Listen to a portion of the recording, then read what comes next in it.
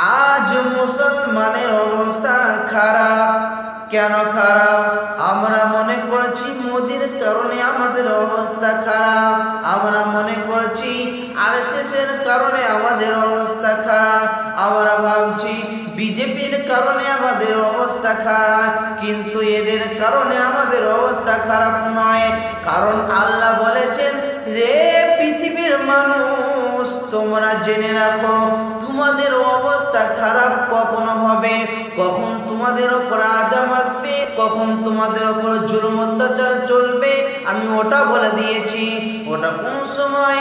আল্লাহ বলছেন, যখন তোমাদের ভিতরে আটটির মহাব্বত, যখন তোমাদের ভিতরে আটটি জিনিসের মহাব্বত এসে যাবে আর তিনটির মহাব্বত যখন কমে যাবে, আল্লাহ বলছেন তখন তোমরা মার খাবে। ওই আটটির মহাব্বত কি?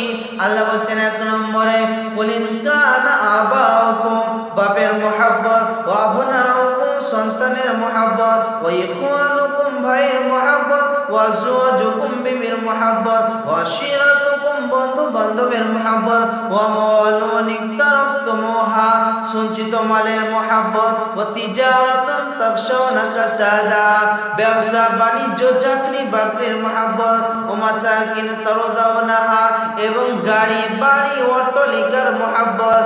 আল্লাহ বলছেন, যখন তোমাদের ভিতরে এই আটটির মহাব্বত এসে যাবে আর তিনটির মহাব্বত কমে যাবে, ওই তিনটির মহাব্বত কি?